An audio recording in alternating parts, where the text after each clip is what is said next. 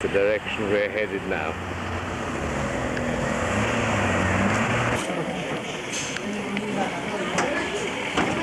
Less than half a minute ago, the vehicle there involved in the crash overtook us at speed. I think there must be some injuries. This bus also flew by us, and then this Jeep. An accident just waiting to happen. This shrine was constructed, as you see, in 1922, so maybe Mum remembers that. And here we are in Mahé.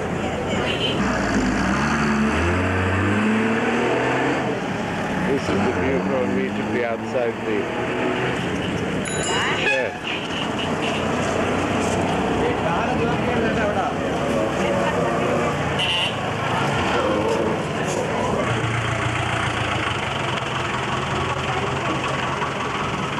This nun has brought us here, and she reckons that this was the convent, but it's now been sold privately, and it's made into shops and stores.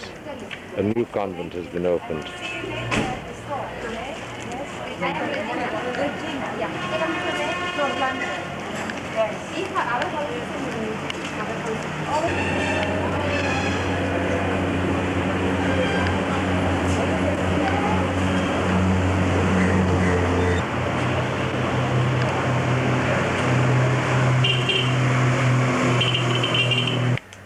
Got her in the picture.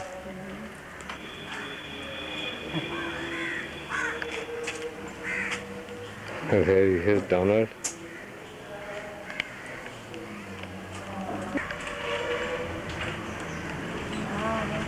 This is locked. Yeah. Otherwise I will take you that side. Yeah, that. This apparently was the side of the school, but some bloke has bought it and changed it so that there's a beer go down in various bits and pieces, a bakery too. This is another construction which was started but apparently never finished. And that corner is where the last shot, or that I did at the front, ends. So wait for Nora to come alongside you. This is the side street to the convent. So the convent gate is there. No, the side gate. Oh, sorry, that broke that. Oh, there was a gate and that's gone now, right. And this is all different painting and everything now. Now this is the road that I took the first shot from. And this is the corner, so apparently that must have been part of the old front of the convent building. This may be a playing ground which has been here for years. It looks as though it's quite well established, and that there hasn't been anything done to it over many years.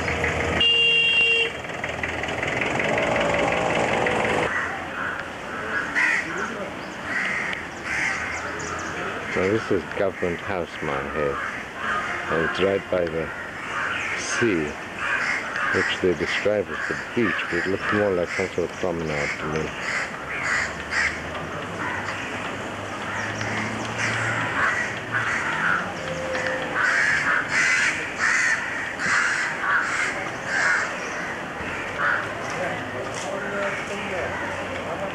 And this is a promenade along there. And this here is the road that we came down. It goes rather windy and gets back up to that convent area.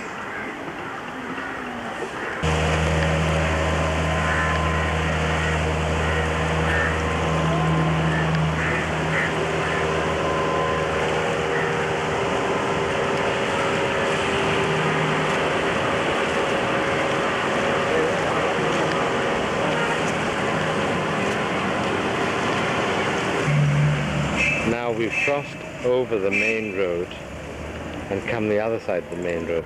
Further down in the direction that you can see is we were first of all down with the convent. So from Mum's description it would appear that this is the road down which she walked to the convent.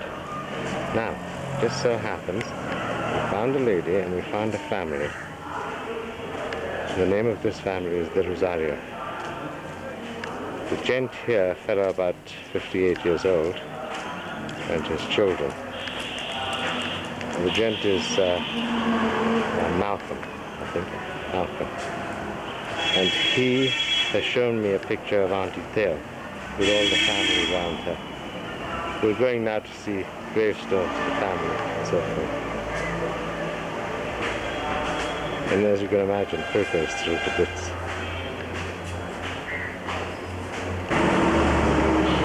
This is the current De Rosario house.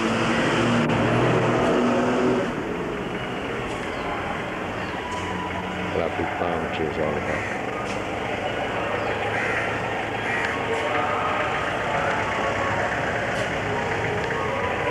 No, not yet now. You can tell me who you are. You're Michael, right? Michael. Michael De Rosario. Malcolm De Rosario. Son of Malcolm. Okay. Okay, that is Michael's dad, Malcolm. And there's our Pirkko. And then, can I just tell you, the convent is just up here. Yes, that building. Yeah, just here, up across the street, and on the left is the convent. This is where we came. It was built in 1703.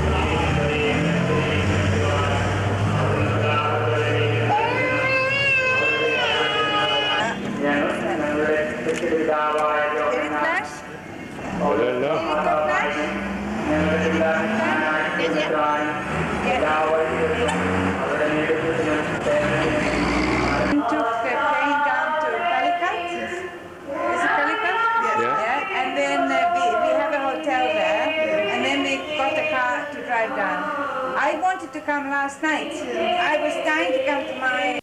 You don't say Mahé, you say Mahé. Mahé, yeah.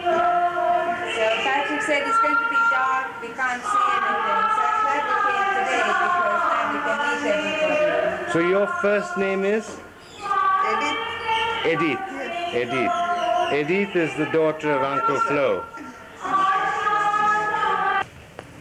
These little lads come to see what's going on. That's the entrance to the cemetery. With Donald standing there.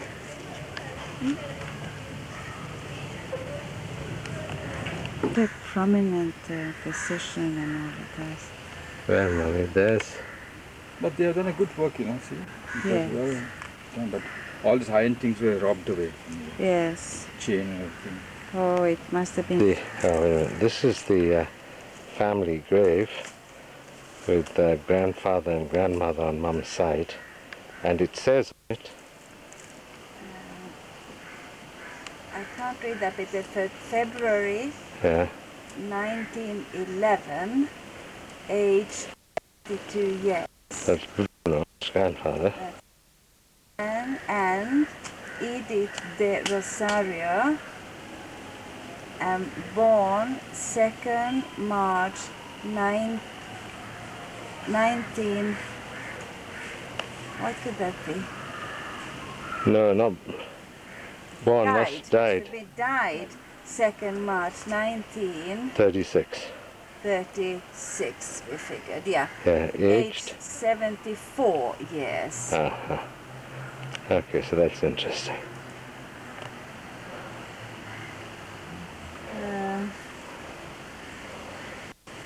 this said? Now, apparently around grandma's and grandpa's tomb there used to be railings, and it was all fenced in and kept rather nice. But according to Malcolm, they used to tie goats and things up to it and pull them all down. It's gone a bit decrepit. But anyway, it's still amazing to know that they've saved this cemetery after all those years. This is the grave tombstone area or tombed area of a family called Lopez, who are apparently related to the De Rosarios. Florento de Rosario, Edith's father. Edith's father. So this would then be Mum's brother. Mum's brother, Flo. Oh, Uncle right, Flo. Right. Edith that we met They in the met. village. Her father. Father. Okay. So And her mother. And a mother. and the mother both here. Both of them. Right.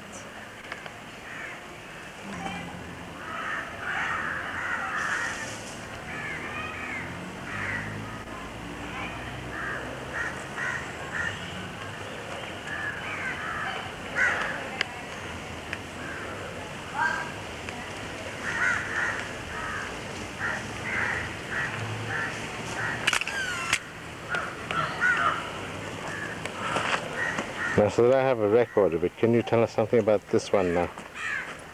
Just tell me what you know, all about this grave. Bruno de Rosario was related to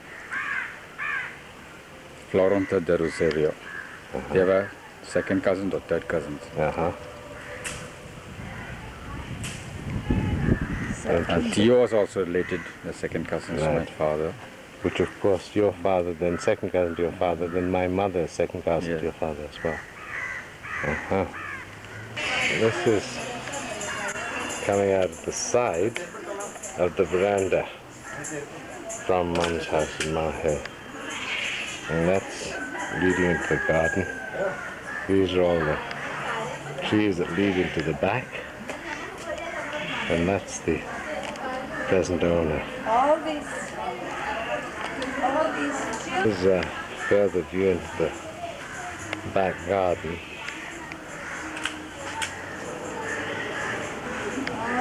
With all these lovely trees. The current owner of the house, strangely enough, his father was apparently the contractor. Grandfather. Oh, his grandfather was the contractor who built the house. His son is dedication officer in Mahé. His son was what? Masters. Master? His master. Uh-huh. Right. Very interesting. God, I just keep on needing Malcolm to tell me all the story about it all. Oh, really? Oh, they're on holiday. Oh, and they look at these different trees. Yeah. Oh, thank you. Yes, I will put them in a That's also a very old house. Oh, next door. The one over there. So she'll probably remember that house too.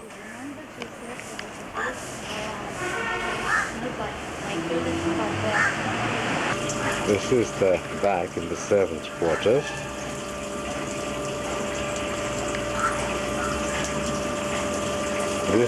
This is the well that Mum always talks about. Still giving water. Still gives There water? are perennial water. Yeah, huh. Beautiful. Even during the extreme summer season, there will be water. Really. But in some houses, there will not be water available during the summer season. Uh-huh. Mr. Malcolm's house is there. Which one? Uh-huh.